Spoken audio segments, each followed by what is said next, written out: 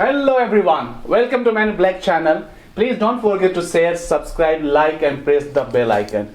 Today our topic is future continuous tense. So what is future continuous tense, when we use it, how to make positive, negative and question and time expression, and we will see the example as well. Today we are going to learn it.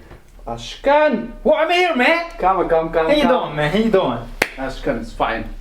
Start it please. Perfect. Evet arkadaşlar, benim bu kanalımıza hoş geldiniz. Lütfen abone olmayı ve bildirim butonlarınızı açmayı unutmayın arkadaşlar. Mükemmel bir cuma akşamında yine sizlerleyiz. Bugünkü konumuz future continuous tense. Ne demek? Gelecekte devam eden anlamına gelmektedir. Gelecekte belirli bir zamanda planladığımız ve niyet ettiğimiz olayları ifade ederken bizler bu tense'i kullanırız ya da gelecekte belirli bir zamanda olması tahmin edilen olayları ifade ederken de bizler future continuous tense'i kullanırız. Şimdi arkadaşlar bu konuda bizler neler yapacağız? Future continuous tense ile ilgili olumlu, olumsuz ve soru cümlelerini sizlere öğreteceğiz. Şimdi let's begin. Go ahead. Yes, future continuous tense. How you make positive, negative and question you are going to learn. So we are going to start with positive. You put subject, will plus be plus verb ing and object.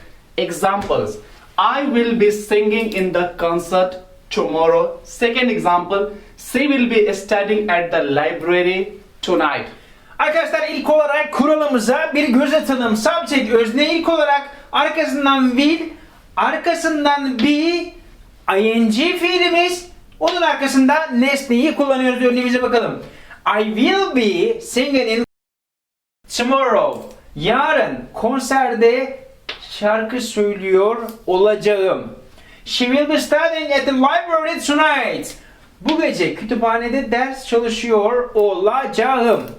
Go ahead. Negative. How you will make negative? Just you will put not. So it will be subject plus will plus not plus be plus verb ing plus object. Examples. I will not be singing in the concert tomorrow. She will not be studying at the library tonight. Perfect. Arkadaşlar olumsuz cümlenin kuralına göz atalım. Özne will, arkasından not, olumsuzluk ekini getiriyoruz. Be, fiilimiz ing alıyor. Son olarak da nesne. Cümlemize bakalım. I will not be singing in the Concert tomorrow. perfect. Yarın konserde şarkı söylüyor olmayacağım. She will not be studying at the library tonight. Kütüphanede ders çalışıyor olmayacağım. Go ahead, Şarek. Yes, and question. How you will make question?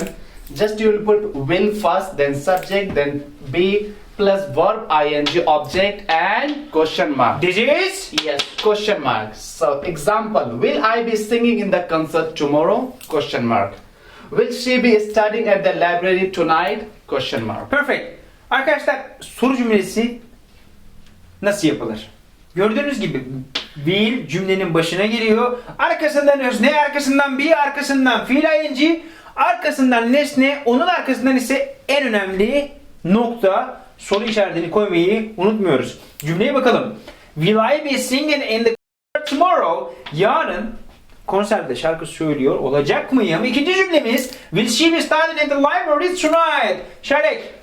Go ahead. Yes. For example, in past continuous or in future continuous, you were saying that there is a subject where you will put am, is, are and was, were. But in future continuous, you just put will in all the subject. For example, I, he, she, it, you, we, they plus plural. You just put will. So it's very simple. Perfect. Arkadaşlar Şerif'in anlattığı gibi diğer tenslerde olduğu gibi was, were, emizar farklı öznelere geldiğinden dolayı bazen kafa karışıklığına neden olmakta. Bu tenste ise öznelerin sonunda her zaman will kullanılır. Özneden sonra gelecek ek will'dir arkadaşlar. Ve çoğullarda. Go ahead Şerif. Yes, use this. Now the most important thing is that where you will use future continuous tense. Ongoing action in the future. What I mean is that, for example, if I say I will be sleeping tomorrow at 7, means the action will continue, it will not stop, it will be ongoing. That's why we say ongoing action in the future, we will use future continuous tense. Perfect. Thank you so much Şarek. Arkadaşlar Şarek'in dediği gibi ongoing action. Kullanım alanının bahsediyorum bu arada. Ongoing action ne demek? Videonun başında söylediğim gibi belirli bir zaman, gelecek bir zaman içinde planladığımız ve niyet ettiğimiz olayları ifade eden cümlelerdir arkadaşlar. Devam ediyor olacak. Şarek, Yeah. what's the next? We are going to see time expression, WH question and examples of future continuous tense. Evet arkadaşlar, future continuous tense'e zaman ifadeleri, WH question ve örneklerle devam ediyoruz.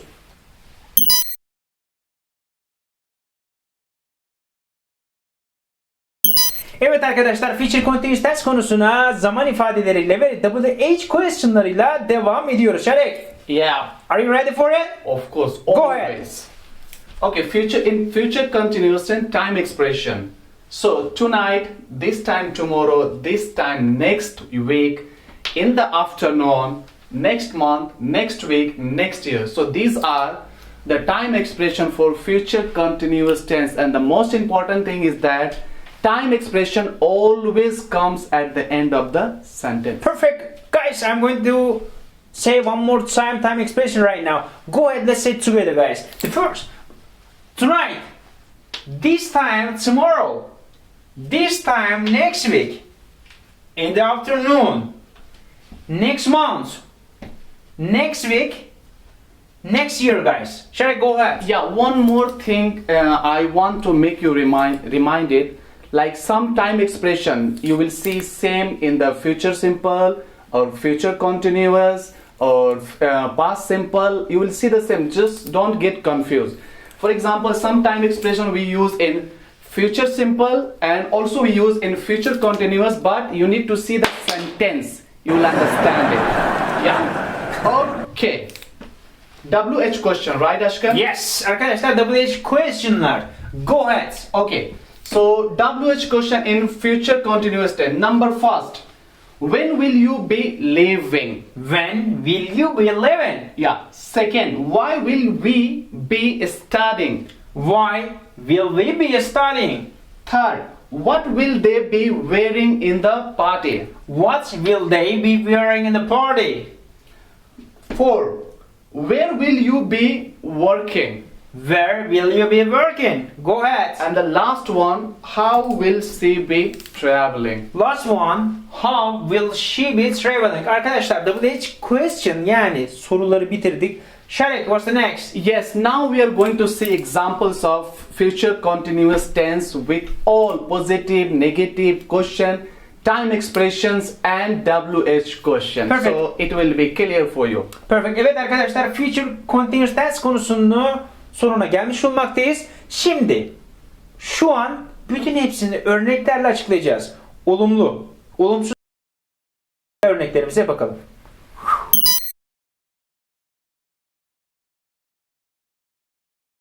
Arkadaşlar, konuya örneklerle devam ediyoruz. Şarek, Yes, Ashkan. go ahead. Let's go. So you are going to see future continuous tense, all the examples. As I said before, positive, negative, question, WH question and time expression. Example first. I will be eating dinner. I will be eating dinner. Next, the baby will be sleeping in the afternoon. The baby will be sleeping in the afternoon. Öğleden sonra bebek uyuyor olacak. Go ahead. Yes, and the WH question. What will I be doing? What will I be doing? Next one, he won't be watching the news at 8 p.m. He won't be watching the news at 8 p.m. The government will be making a statement later. The government will be making a statement later.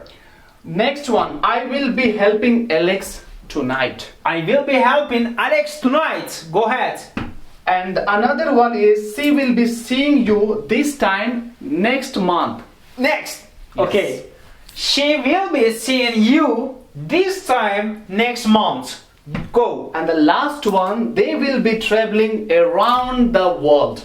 They will be traveling around the world. Yes, so as you see, all the sentences, it means the sentences use examples.